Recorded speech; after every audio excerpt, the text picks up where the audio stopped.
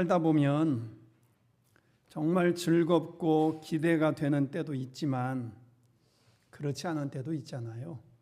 마음이 무거울 때도 있고 또 힘들고 두려운 일이 생길 때도 있지요.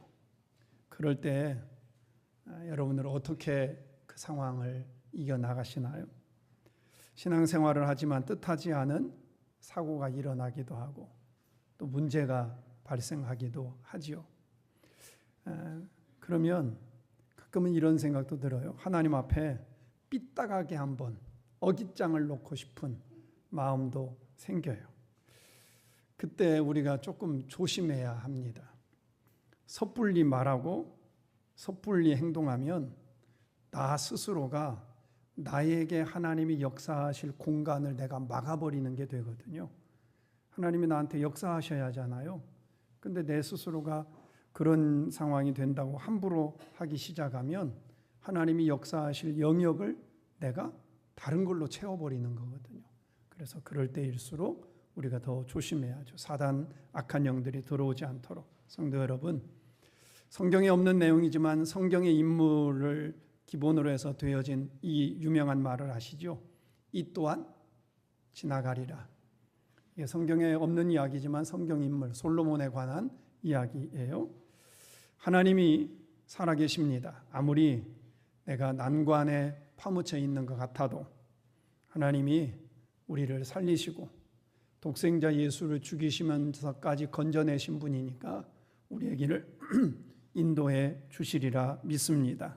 그 하나님의 일하심을 기대하고 또 하나님을 신뢰하며 살아가는 저와 여러분이 되기를 소망합니다. 오늘 말씀을 한번 1절 2절만 다시 한번 읽어보겠습니다. 1절 2절 시작. 예수께서 12제자를 불러 모으사 모든 귀신을 제어하며 병을 고치는 능력과 권위를 주시고 하나님의 나라를 전파하며 앓는 자를 고치게 하려고 내보내시며. 자, 1절을 잘 보시면 예수님이 12제자를 불러 모았다. 지금 12제자가 이렇게 흩어져 있었던 것 같아요. 무슨 이유인지 모르지만 같이 있었던 게 아닌 것 같아요. 예수님이 제자들과 몇몇 사람들과 같이 있을 때도 있고 또 12명의 전체가 있을 때도 있고 그런 것 같아요. 그래서 12명을 다 불러 모았습니다. 그리고는 그들에게 몇 가지 능력을 줍니다. 첫째, 모든 귀신을 제어하는 능력을 주고, 둘째, 병을 고치는 능력을 주고, 셋째, 권위를 줬습니다. 영적인 권위를 줬어요. 세 가지예요. 귀신을 제어하는 능력, 병을 고치는 능력, 영적인 권위. 그리고는 이들을 보냅니다. 가서 뭐 하냐면 하나님 나라를 전파해라. 앓는 자를 고쳐라. 이렇게 하려고 이 제자들을 보냈다라는 거예요. 근데 여기에 우리가 눈여겨봐야 할 게 뭐냐면 그 모든이라는 단어예요. 1절에 있는 모든. 하나님의 사명을 부여받고 제자들이 권능을 가지고 가는데 온갖 그 모든이 온갖 것들이잖아요. 모든 온갖 귀신들이 너에게 올 거라는 거예요. 그러면 그들을 제어할 수 있는, 붙잡을 수 있는 능력을 제자들 너희에게 주겠다. 이런 말씀입니다. 저는 오늘 우리 교회 성도들에게 이런 은혜가 있기를 축원합니다. 믿는 자에게는 이런 표적이 따르리니 새 방언을 말하며 귀신을 쫓으며 뱀을 집으며 무슨 독을 마실지라도 해를 받지 아니하고 병든 자에게 손을 얹은즉 나음을 얻으리라 라고 했던 것처럼 믿는 자에게 여기 예수님이 12제자에게 그런 능력을 주셨던 것처럼 모든 것을 통제할 수 있는 능력을 주셨던 것처럼 오늘 저와 여러분에게도 그런 은혜가 그런 능력이 임할 수 있기를 주의 이름으로 축원합니다. 그럼 이 능력이 제자들에게 임했을 때 저는 고등학교 1학년 때 방언을 받았습니다. 고등학교 1학년 기도원 가서 방언을 받고 입신이라는 걸 하면서 방언을 받았어요. 그때 저에게 신체적인 변화가 있었냐? 아무것도 없었습니다. 예수가 나의 구원자라고 믿어지는 그날 신체적으로 어떤 변화가 일어난 거 아닙니다. 머리 색깔이 검정색이 빨강색이 된다든지 손에서 불이 나간다든지 아니면 뜨거운 뭔가가 내 몸에서 발설이 된다든지 전혀 없었습니다. 제자들에게 모든 귀신을 제어하고 병을 고치고 권위를 주었을 때 이들에게 어떤 겉으로 드러나는 변화 없었습니다. 변화가 일어나면 힘이 되죠. 이게 증거구나. 이게 하나님이 나를 오늘 보내는 능력이구나. 자신감도 생기고 뭔가 기적 같은 것을 손으로 딱 만지면 일으켜내고 그러면 파송받는데 힘이 나잖아요. 믿어지잖아요. 그런데 제자들에게는 그런 능력이 나타나지 않았습니다. 겉으로 아무런 변화가 없었습니다. 단지 뭐가 있었냐? 예수님의 말씀만 있었어요. 겉으로 드러나는 건 아무것도 없고 그런데도 이 제자들이 그 예수님의 말씀을 믿고 아무런 변화가 없는 이들이 예수님의 말씀만 믿고 나갑니다. 귀신 앞에 갑니다. 병자 앞에 섭니다. 그리고 선포합니다. 유대인들이 예수님을 이단이라고 말을 하고 예수를 죽여야 한다, 신성모독자라고 하는데 그들에게 가서 예수가 하나님의 아들입니다. 이렇게 선포하기 시작합니다. 그랬더니 6절 한번 다시 한번 읽어볼까요? 시작.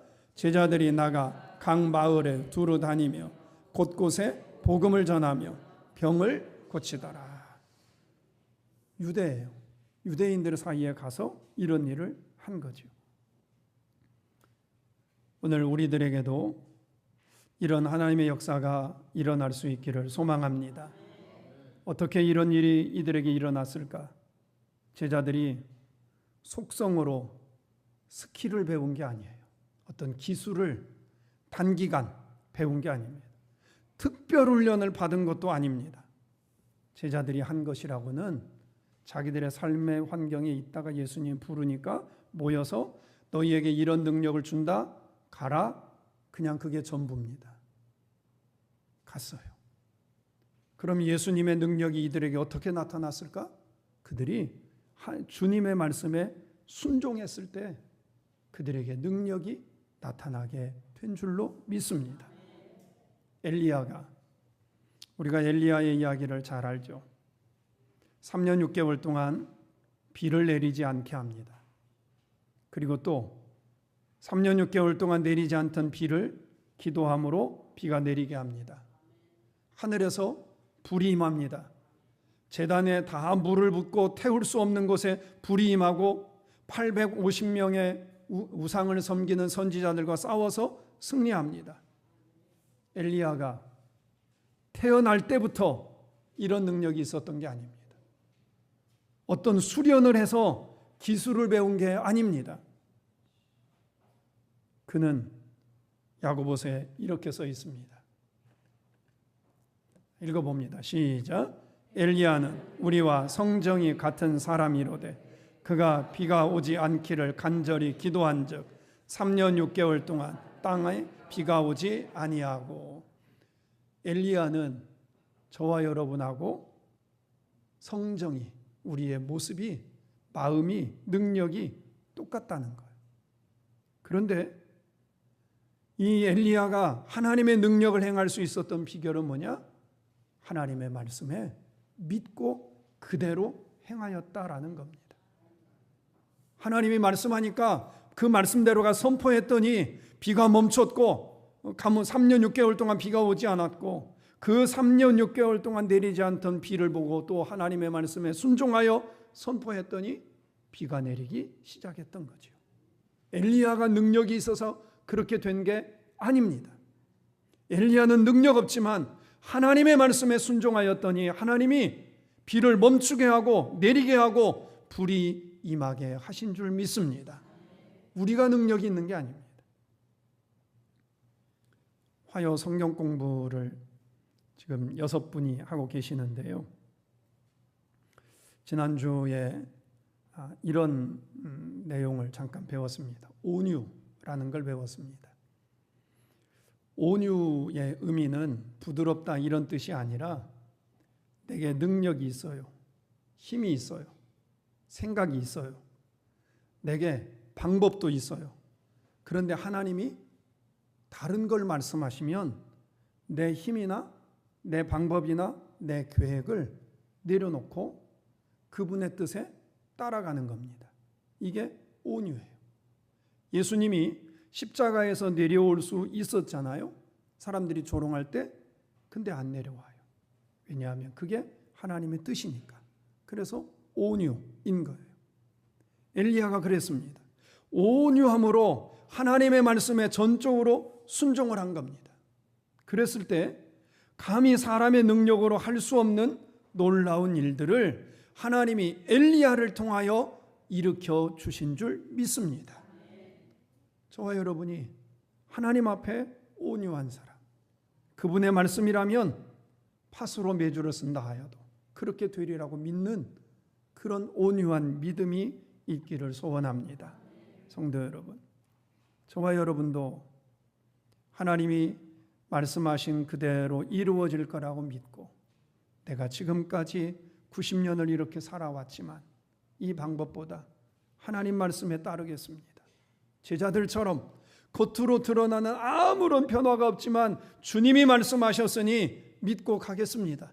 이런 고백과 또 그런 능력이 우리에게 있기를 소원합니다. 예수님이 제자들을 파송하시면서 이런 능력을 줬어요. 그리고는 당부의 말씀을 이룹니다. 3절부터 5절입니다. 읽어봅니다. 3절부터 5절 시작.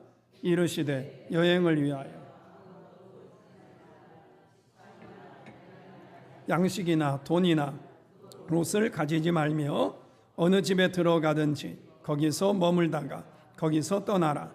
누구든지 너희를 영접하지 아니하거든 그 성에서 떠날 때 너희 발에서 먼지를 떨어버려 그들에게 증거를 삼으라 하시니. 첫째, 아무것도 가지지 말아라. 지팡이, 배낭, 양식, 또 돈, 두벌옷, 여벌옷이죠. 갈아입을 옷 가지지 말아라.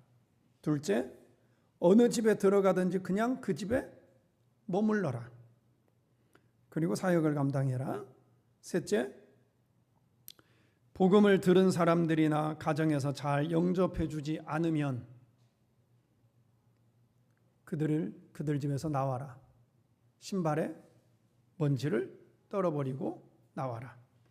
이렇게 세 가지 당부를 합니다. 이런 내용들을 보면 분명 쉽게 이해가 되는 내용은 아니에요. 전도를 가려면 잘 갖춰서 가야죠. 교회도 하고 싶어도 할 수 없는 게 있어요. 제가 이따 광고 시간에 잠깐 말씀드리려고 하는데 우리 지방에 브릿지 교회라고 조그마한 교회가 있습니다. 지난주에 아마 재난 문자를 여러분 받으신 교회 성도들도 있을 거예요. 장제리에 불났다. 어느 상가에 그 교회가 불났어요. 교회 옆에가 불이 나면서 교회까지 이렇게 번져와서 불이 났어요. 그래서 상가 교회가 탔어요. 그 교회 우리 지방에서 같이 십시일반 도와보자 이렇게 했는데요. 근데 아무리 이게 안타까워도 여력이 안 되면 도울 수가 없죠. 힘이 안 되면. 잘 갖춰서 가야 할 것 같고, 그리고 본문도 보면 교회에 부담이 되지 않게 사역을 감당해야 할 것 같은데 본문에 보면 어느 집에 들어가든지 그냥 거기서 무작정 무전 취식해라 이런 거잖아요. 예수님이 말씀하신 의도를 우리가 그렇게 생각하면 성경이 아주 이상하게 됩니다. 가난하게 살라고 성경은 어느 한 군데도 말하는 곳이 없어요. 창세기부터 계시록까지 제사장이든 성도든 백성이든 아니면 율법학자든 창세기부터 계시록까지 경제적으로 가난해라 이런 내용이 없습니다. 성경이 말하는 가난은 심적으로 가난해라. 물질에 노예가 되지 말아라. 이렇게 말씀하시면서 아브라함부터 모든 성경에 있는 인물들에게 복을, 물질의 복 중에 하나로 이렇게 이야기를 합니다. 그래서 저는 우리 천성의 성도들이 너나 할 것 없이 심령은 가난하지만 경제적으로는 하나님이 주시는 부유함이 있기를 소망합니다. 그리고 그 부유함으로 주를 위해서, 영혼 구원을 위해서 잘 사용할 수 있는 그런 지혜가, 또 믿음이, 은혜가 있기를 소망합니다.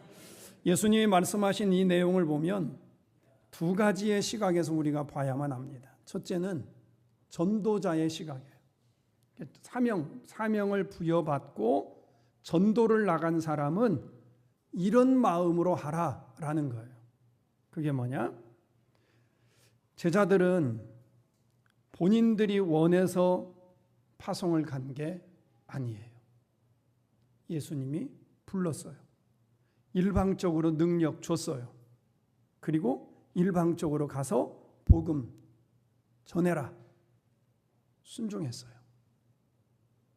제자들의 의견을 한 번도 물어보지 않아요.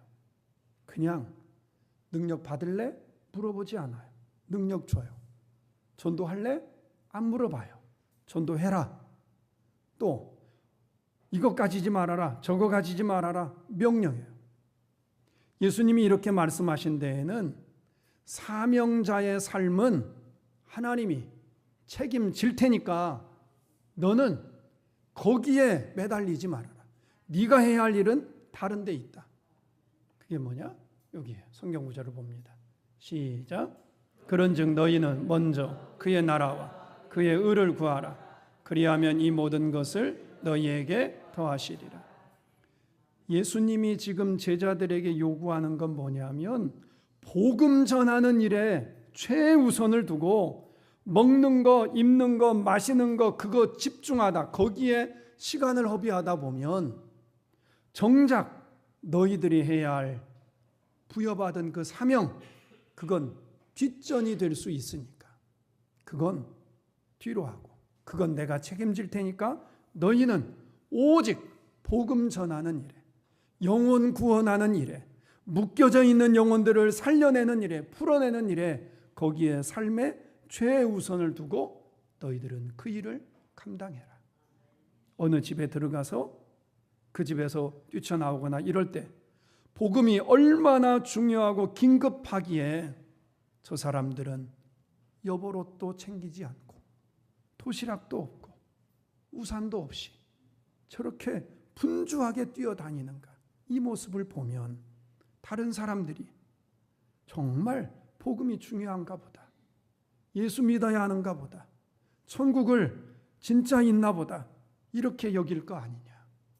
그러니 먹는 거, 마시는 거, 입는 거 그거 내가 책임질 테니까 너는 복음 전하는 일에, 영혼 살리는 일에 매진해라. 이런 의미로 제자들에게 하신 거예요. 성도 여러분, 목사인 저나 여러분은 사명자입니다. 하지만 각기 파송받은 현장이 다릅니다. 대상자도 다릅니다. 해야 할 역할도 같을 수는 없습니다. 하지만 하나님의 약속은 똑같습니다.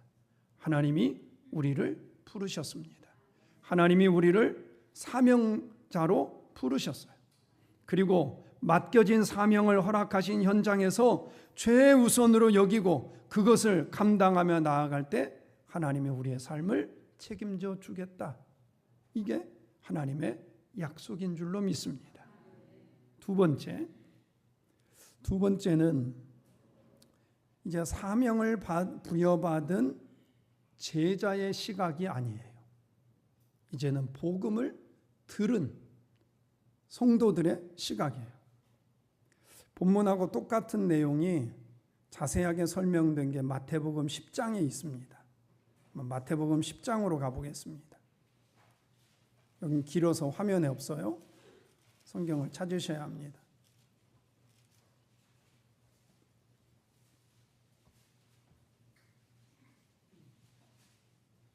마태복음 10장 8절부터예요.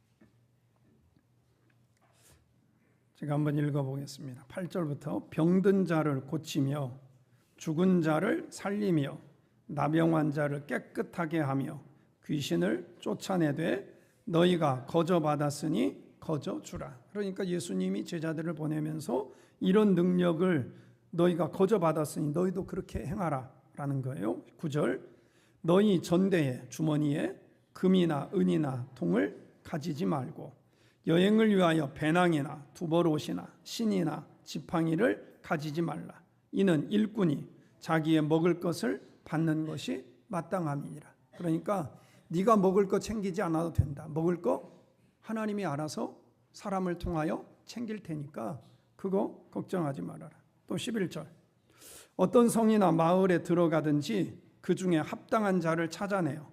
즉 그 하나님이 예비한 그 사람이에요. 찾아내요.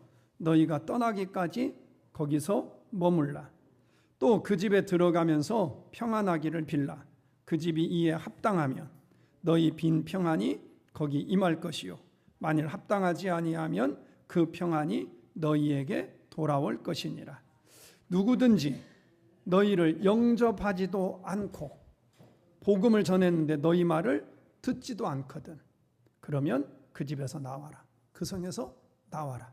나오면서 발에 먼지를 떨어버려라.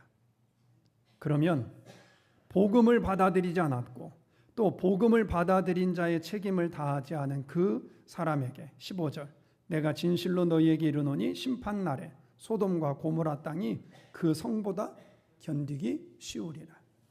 이게 예수님이 하신 말씀이에요. 초대교회 제자들의 사역이 그렇게 이루어졌습니다. 특별히 바울의 사역을 보면 명확하게 드러납니다. 빌립보서 2장에 빌립보 교회 성도들과 바울과 에바브로 디도 이야기가 빌립보서 2장에 등장을 합니다. 바울이 빌립보에 가서 복음을 전해서 교회를 세웠어요. 전도했어요. 그리고 바울이 거기를 떠나갑니다. 다른 곳에 갔는데 이 바울이 복음을 전하는 동안 빌립보 교회 성도들이 매번 이 전도비를 충당을 해줘요. 그러다가 바울이 감옥에 갇혔습니다. 로마 감옥에 갇혔어요. 그때 빌립보 교회 성도들이 서로 회의를 합니다. 두 가지를 결의해요. 첫째, 옥바라지 할 사람을 보내자. 그게 에바브로 디도예요. 그리고 둘째, 에바브로 디도 편에 전도비를 우리가 지금까지 모은 거 에바브로 디도 편에 보내자. 가지고 갑니다. 에바브로 디도가 바울의 옥바라지를 해요. 문제가 생겼어요. 에바브로 디도가 죽을 병이 걸렸습니다. 그러니까 바울도 고민이 되고 빌립보 교회도 고민이 되는 거예요. 그러다가 하나님의 은혜로 에바브로 디도가 병이 나았어요. 그때 바울이 에바브로 디도를 지금처럼 전화로 에바브로 디도 깨끗이 나았으니까 걱정 마요 이럴 수 있는 게 아니니까 직접 빌립보 교회 성도들에게 보여주기 위해서 에바브로 디도를 빌립보 교회로 돌려보냅니다. 그러면서 편지를 써요. 그게 빌립보서예요. 근데 그 편지 내용 가운데 2장 25절에 이렇게 되어 있습니다. 읽어봅니다. 시작. 그러나 에바브로 디도를 너희에게 보내는 것이 필요한 줄로 생각하노니 그는 나의 형제요 함께 수고하고 함께 군사된 자요 너희의 사자로 내가 쓸 것을 돕는 자라. 자, 저기 빨강색으로 파랑색으로 해놨습니다. 에바브로 디도를 첫째 나의 형제요, 둘째 함께 수고한 사람이요, 셋째 함께 군사된 자요, 넷째 너희의 대표로 왔던 사자요, 다섯째 나의 쓸 것을 돕는 사람이다. 에바브로 디도를 이렇게 수식어를 달아서 설명을 한 거예요. 근데 이 표현은 단순히 에바브로 디도 한 사람에게 표현한 내용이 아니에요. 이 표현은 복음의 사역을 감당하는 바울과 그리고 그 바울을 위해서 헌신하는 빌립보 교회 성도들을 통틀어서 저렇게 표현한 거예요. 당신들이 나의 형제입니다. 현장에 내가 뛰고 있지만 당신들이 함께 수고하고 있는 사람입니다. 전쟁터에 내가 가 있지만 나만 군사가 아니라 당신들도 함께 군사가 된 사람들입니다. 역할이 서로 다른 위치에 있을 뿐인데 당신들이 나의 전도의 여정에 불편하지 않도록 도왔기에 그리고 그 대표자로 에바브로디도를 보내줬으니 하나님의 사자고 또 쓸 것을 돕는 사람입니다. 이렇게 이야기한 거예요. 성도 여러분, 우리 각자의 역할은 다릅니다. 분량도 다 똑같을 수는 없습니다. 하지만 모두가 다 하나님이 부여해 주신 사명과 책임이 있습니다. 이것이 더 중요하고 저것이 덜 중요하고 그러지 않습니다. 다 중요합니다. 자동차의 엔진만 좋다고 해서 좋은 자동차가 아닙니다. 바퀴도 좋아야 하고 운전자도 잘해야 하고 겉에도 좋아야 하고 이것저것이 다 조화를 이루어야 아름다운 자동차가 됩니다.